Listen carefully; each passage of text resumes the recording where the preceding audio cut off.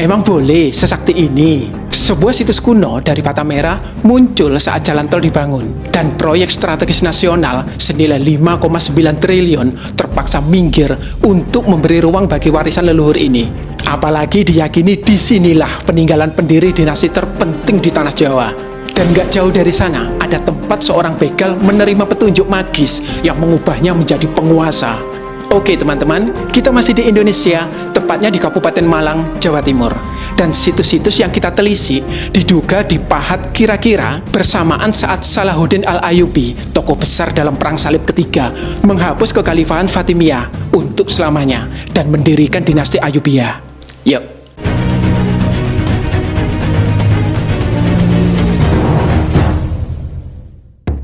Buku terbaru ACC Channel, Rahasia Nusantara, sudah terbit ya. Ini reportase sejarah dan catatan perjalanan saya ke belasan Candi Medang. Bisa dibeli di mana?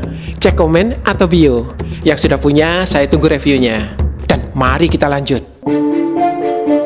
Tak ada yang memandang istimewa sebuah lahan terpencil di Desa Sukopuro, Pakis, Kabupaten Malang. Selain segelintir pencari artefak dan penadahnya yang menangguk untung dari sana. Transaksi demi transaksi berjalan senyap hingga suatu hari di tahun 2019 alat keruk ekskavator proyek tol Malang Pandaan yang melintasi area ini gak sengaja menghantam tangga bata di dalam tanah. Struktur kuno pun terkuak dan gegerlah Malang. Para pemburu artefak tumpah ruah mencari sebanyak-banyaknya sebelum pemerintah cawe-cawe. Bahkan masyarakat pun menemukan artefak berupa perhiasan emas, gerabah, peralatan keseharian, hingga kepeng-kepeng uang Tiongkok dari berbagai dinasti. Ada yang menjual, ada juga yang memilih menyimpan. Untungnya, banyak komunitas budaya setempat secara swadaya mengamankan area dan mendesak pemerintah mengambil tindakan. Akhirnya, pemerintah melakukan ekskavasi. Dan terkuaklah situs Sekaran yang berhasil memaksa pembangunan jalan tol digeser sejauh 8 meter ke bantaran Sungai Amprong. Situs ini sempat digadang-gadang sebagai calon destinasi wisata di Malang. Apalagi muncul narasi bahwa ia dulunya pemukiman elit di masa Pra-Majapahit. Jare iki petilasane ken angrok, Sam. Gak cuma itu. Situs Sekaran juga dikaitkan dengan Kusumawardhani, putri kandung Maharaja Hayam Wuruk dari Majapahit. Tapi apa itu benar? Yuk kita cek langsung ke lokasi. Oh, Sam. Dari pusat kota Malang, situs Sekaran hanya berjarak 8 km, sekitar setengah jam berkendara. Dari Surabaya, hanya 1,5 jam. Cuacanya cerah ketika saya ke sana. Wah, situsnya berada di area ladang-ladang warga, dan saya melalui pemakaman warga yang nisan-nisannya tampak baru. Itu dia. Situs Sekaran benar-benar tinggal repihan. Semuanya berbahan bata merah. Oleh arkeolog, diduga situs ini berasal dari Pra-Majapahit hanya karena ukuran batanya lebih besar dari bata-bata Trowulan. Tapi Pra-Majapahit kan masa yang panjang, bisa era Mpu Sindok, zaman Kadiri, hingga Singasari. Kan ono kepeng Cino Sam, iso didelok teko kono. Pinter. Memang di situs Sekaran ditemukan kepeng Tiongkok dari dinasti Han, Yuan, hingga Song, yang artinya membentang dari abad 3 hingga 13 Masehi. Tapi ingat ya, kepeng Tiongkok sebaiknya tidak kita jadikan satu-satunya penangkar umur candi atau situs. Karena pertama, kepeng bisa berpindah-pindah dengan mudah. Dan kedua, dari catatan Tiongkok kita tahu, di Jawa, kepeng semua dinasti digunakan secara bersama-sama dan gak pernah expire, meski di Tiongkok dinastinya sudah runtuh. Contoh, kepeng dari dinasti Han di abad 3 bisa jadi masih digunakan masyarakat Majapahit di abad 15. Jadi, umur situs Sekaran ini gak bisa diukur hanya dari temuan kepeng Tiongkoknya saja. Lah terus ya opo cara ngerti umure, Sam? Sabar, kita coba cari petunjuk lain ya di situs ini. Siapa tahu ada bukti-bukti yang lebih kuat. Perhatikan, beberapa bukaan hasil ekskavasi sepertinya sudah ditutup kembali. Diduga bagian tangga inilah yang pertama kali terkena garuk alat-alat berat, meski nggak sengaja ya. Sepertinya ini sisa sebuah gapura paduraksa. Sisanya gak jelas lagi, hanya ada beberapa struktur kecil sisa alas. Yang ini diduga altar. Dan ngomong-ngomong soal altar, cukup banyak situs kekunoan di Malang, terutama di pinggir sungai, yang memiliki altar terbuka, tempat arca dewata ditata di atasnya. Namanya Prastita Sabha, yang keberadaannya di Malang pernah saya selidiki pada tautan di atas atau di deskripsi. Apa situs sekarang juga Prastita Sabha?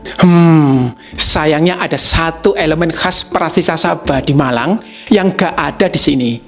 Batu umpak berbentuk gong yang disebut watu gong. Jadi masih belum jelas apakah ini benar-benar altar dan situs sekarang adalah Prastita Sabha. Gak selalu yang disebut situs atau candi itu isinya bangunan peribadatan atau istana. Bisa jadi itu cuma gapura desa, pemukiman, pendopo kecil, dan lain sebagainya. Apalagi tembok kuno di situs sekarang terlalu tipis. Saya curiga situs ini dulunya adalah Kadewa Guruan atau Karesian dengan gapura di pinggir sungai. Seperti umumnya Mandala Kadewa Guruan dan Karesian di tempat-tempat terpencil, seperti di lereng gunung, jurang, goa, atau tepi sungai. Mengenai Kadewa Guruan, lembaga pendidikan Jawa kuno pernah saya bahas pada tautan di atas atau di deskripsi. Nah, lokasi situs sekarang dekat Sungai Amprong loh, yang konon menurut warga pernah ada guanya. Tapi kalau disebut Kadewa Guruan kok rasanya kurang luas ya. Lebih pas sebuah karesian atau tempat para resi mengasingkan diri. Dalam sumber-sumber sastra, misalnya Kakawin Sumana Santaka dan Kakawin Sutasoma, karesian bahkan menjadi tempat singgah para musafir. Bisa jadi salah satu pengelana itu adalah seorang begal. Dan mengenai ini ada kisah menarik tentang begal terlegend dalam sejarah klasik Nusantara. Sekitar 1 kilometer di selatan situs sekarang ada desa bernama Kebalon. Maka timbullah dugaan bahwa desa Kebalon dulunya bernama Kabalon, yang dalam kitab Pararaton disebut sebagai sentra perajin emas. Diceritakan pula di abad 13 hiduplah Mpu Palot dari Turyantapada, yang diduga saat ini adalah desa Turen di Kabupaten Malang. Suatu hari Mpu Palot kulaan bahan emas di Kabalon. Tapi saat kemalaman, ia gak berani pulang karena takut dibegal. Datanglah seorang pemuda yang siap menjaga keselamatannya. Dan benar loh, dalam kawalan pemuda itu, Mpu Palot selamat sampai di rumah. Wah, pengawali sakti ya. Rampoke wedi kabeh. Bukan begitu, pemuda itu namanya Ken Angro. Dan sebenarnya dialah begal yang ditakuti itu. Walah, yo jelas ae. Ngomong oket mau Bo Osam. Ken Angro akhirnya diangkat anak oleh Mpu Palot. Ia diajari seni kerajinan emas dan diutus ke Kabalon untuk memperdalam teknik pengolahan. Tapi mungkin karena dulu banyak warga Kabalon yang jadi korbannya, ia malah dikeroyok di sana. Untungnya terdengar suara dewa yang konon melarang orang-orang itu membunuh Ken Angro. Setelah mengutuki warganya, Ken Angro pun meninggalkan Kabalon. Oh, berarti situ sekarang tinggalan Ken Angro. Ngono Asam. Ya, sebenarnya belum ada bukti kuat mengenai itu. Hanya dugaan. Karena kaitan situs sekarang dengan Ken Angro hanyalah desa Kabalon dalam Pararaton. Ada juga loh sejarawan yang mengaitkan situs ini dengan Kabalan, wilayah bawahan Majapahit yang pernah dipimpin Kusumawardhani, Putri Hayamwuruk. Dasarnya apa? Ya karena Kabalon dalam Pararaton dianggap sama dengan Kabalan. Iya iku, jare suwe-suwe Kabalan dadi Kabalon, terus dadi Kebalon. Memang sih, Kabalan muncul dalam beberapa prasasti, seperti Prasasti Dinaya II, Prasasti Pamoto, Prasasti Waringin Pitu, dan Prasasti Pamitihan. Juga dalam Kakawin Negara Kertagama. Namun, nama Kabalan dan Kabalon sama-sama muncul dalam Pararaton dengan pengucapan berbeda. Berarti, sejak Prasasti Dinaya II di abad 9 hingga Pararaton di akhir abad 15, nama Kabalan konsisten tidak berubah. Sedangkan Kabalon, ya sudah Kabalon sejak masa Ken Angro di abad 13. Jadi, bukan Kabalan yang lama-lama jadi Kabalon.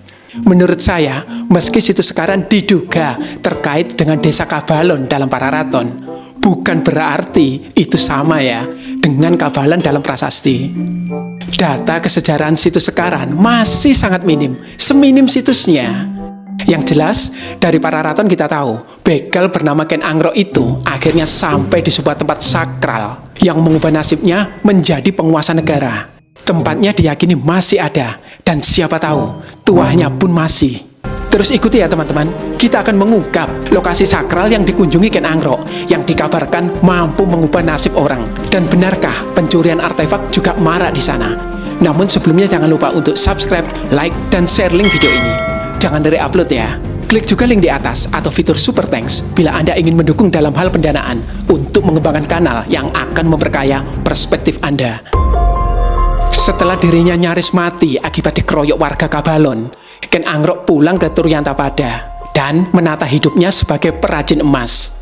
Namun, karena beberapa kejadian, lagi-lagi ia dianggap rusuh, bahkan menjadi buron pasukan Daha. Pelarian itu membawanya ke tempat sakral alias rabut yang bernama Kedung Panitian. Disinilah ia mendapat petunjuk dari dewa agar pergi ke Gunung Lejar. Di Gunung Lejar inilah ia ditahbiskan para dewa menjadi penguasa bergelar Batara Guru. Dengan gelar ini, kelak ia meraup banyak dukungan untuk mempreteli kedikdayaan Maharaja Kertajaya dari Daha, lalu merebut hegemoni atas Jawa. Mengenai bagaimana Ken Angro mencapai puncak kekuasaan, pernah saya bahas pada tautan di atas atau di deskripsi. Berarti nek kepingin sukses karir politik Sam, atus nang Kedung Panitian, koyok Ken Angro. Kedung Panitian memiliki arti ceruk sungai yang dipahat. Diduga kuat, ia adalah situs Ngawonggo. Yuk, kita ke sana. Siapa tahu tuahnya masih ada. Ngawonggo, penderitaan sakral Jawa kuno di ceruk sungai. Situs Ngawonggo berjarak 20 km dari situs sekarang, tepatnya di desa Ngawonggo, Tajinan. Letaknya di pedesaan yang tenang. Ada perasaan damai yang muncul ketika saya kemari. Apalagi hutan bambu di sekitarnya disulap menjadi kampung kuliner Jawa kuno oleh Karang Taruna setempat. Laut, mangan sih. Kita telisik dulu situsnya. Saya penasaran banget, benarkah situs Ngawonggo adalah ceruk sungai alias kedung yang dipahatin alias dititik, sesuai toponim Kedung Panitian. Karena disakralkan, pengunjung harus melepas sepatu. Dalam telisik kali ini, saya ditemani Mas Rahmat Yasin, juru pelihara situs. Wah, ternyata benar loh, ini bibir sungai yang dipahati. Di situs Ngawonggo ada beberapa klaster pentirtaan membentang dari timur ke barat.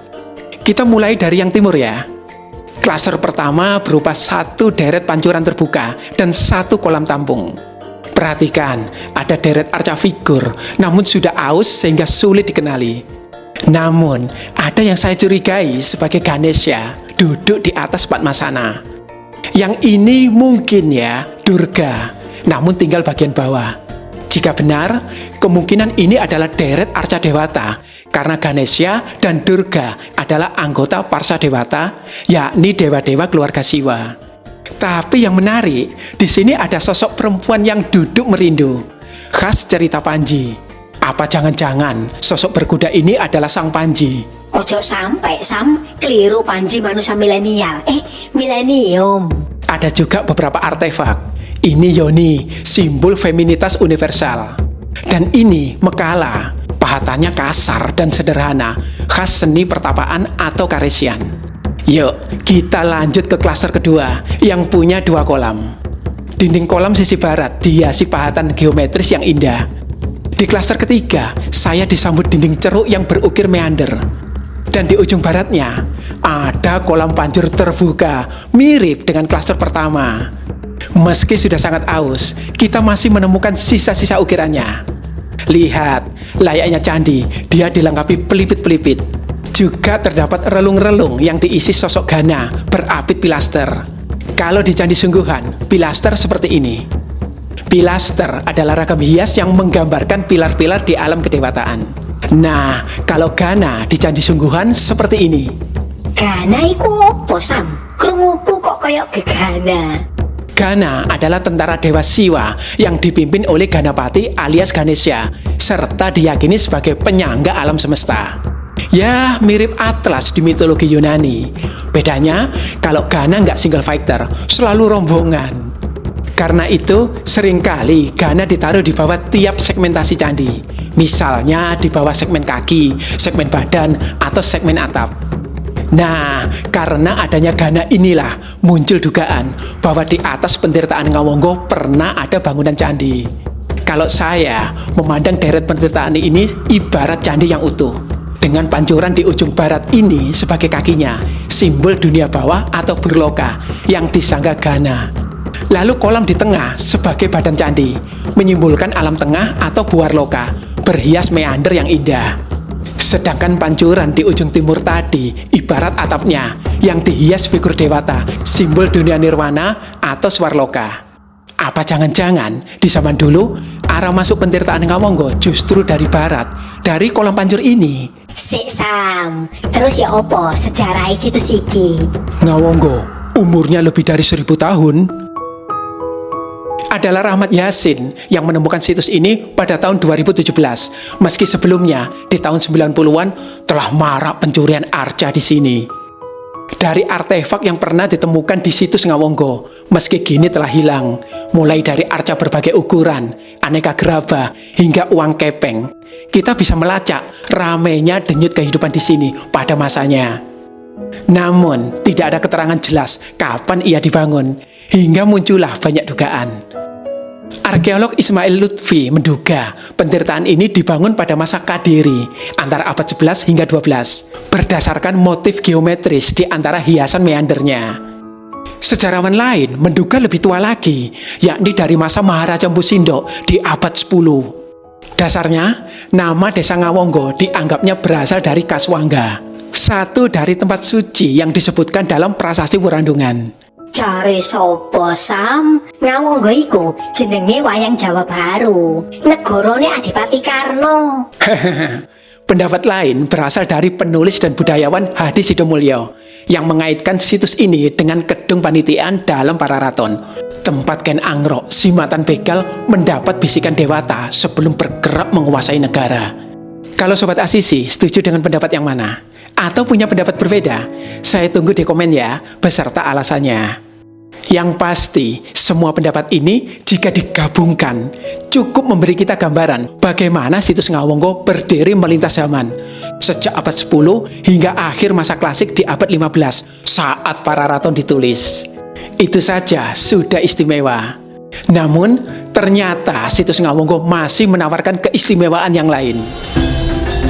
Yuk, kita mampir dulu ke tempat makan ala Jawa kuno yang tadi. Namanya Tomboan Ngawonggo. Tempatnya tenang dan teduh, cocok untuk healing setelah capek bekerja di kota. Hidangannya enak dan bayarnya seikhlasnya. Jadi pada awalnya dulu itu karena di sini adanya situs atau tinggalan amat sayang sekali jika nggak dirawat.